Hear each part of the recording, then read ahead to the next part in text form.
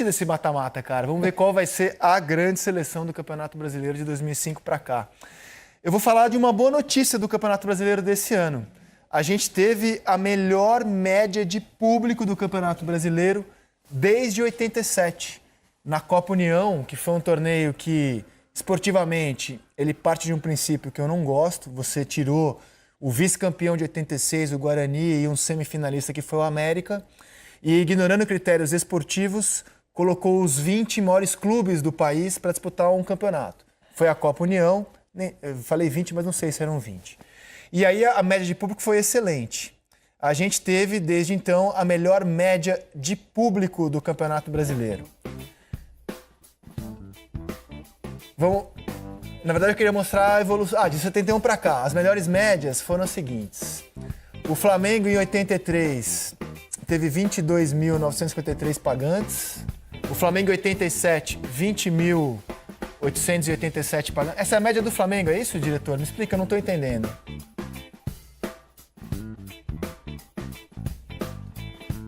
Eu queria a média de público dos campeonatos. Para mostrar que essa... a média não é do Flamengo, diretor, é só o campeão que tá ali? Tá, a média do campeonato e tá indicando só o campeão ali. Então tá bom. Em 83, a média do campeonato foi de 22.953. Em 87, foi de 20.877. A terceira melhor média é de 80, com 20.797.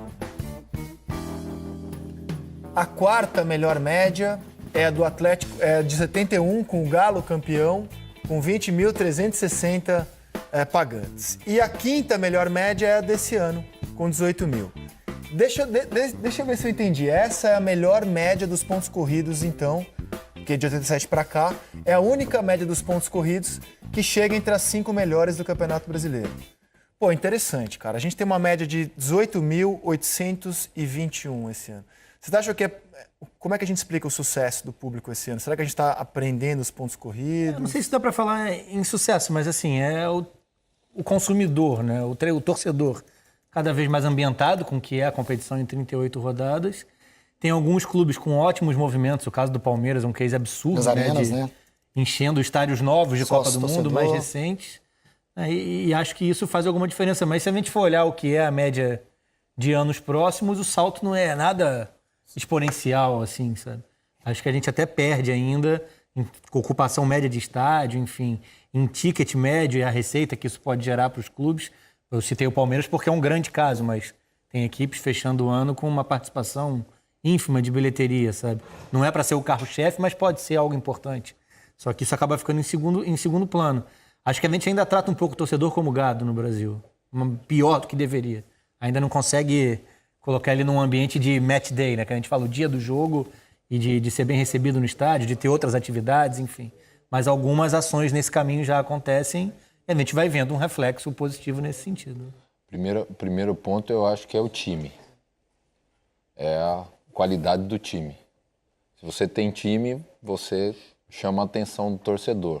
Se você tem uma arena e condições do estádio, mais um pontinho a favor nesse sentido. Se você tem organização, né, e conforto para esse torcedor no estádio, soma-se mais um ponto ainda. Se disputa título, mais ainda. E aí você vai somando. É uma série, mas eu acho que sócio-torcedor, porque aí é a continuidade do momento da equipe. Você vê que tem muitos clubes hoje no Brasil, vários, tem um número muito bom de sócio-torcedor, tem determinado, não digo nem época da temporada, né? Determinadas temporadas que o número de sócio cai. Por quê? Porque o rendimento do time não vai cai, à altura. né? Então, eu acho que o primeiro ponto é o time. Se o time passa confiança para o torcedor, isso pode ser o Palmeiras, como você mostrou que é dos pontos corridos, poderia ser o Corinthians, o Flamengo, o Fluminense, enfim. Passou segurança, passou credibilidade para o torcedor vai no estádio, ele vai apoiar. E aí, se tem o conforto do estádio, né? Organização, se tem a facilidade, se tem um plano de sócio-torcedor interessante, se disputa campeonato, essa média aí só tende a aumentar, não tenha dúvida. Vamos ver quem mais contribuiu para essa média histórica, a melhor dos pontos corridos e a melhor de um campeonato brasileiro desde 87. O time com o maior público na competição foi o Flamengo. Média de 40... Olha que média excepcional do Flamengo nesse ano. 47.139 de média por jogo.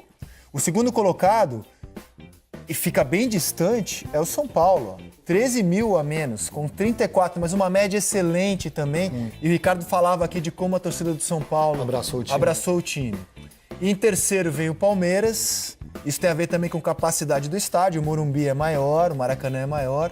O Corinthians, num ano ruim para os seus padrões de Campeonato Brasileiro, ainda assim manteve uma alta média de público.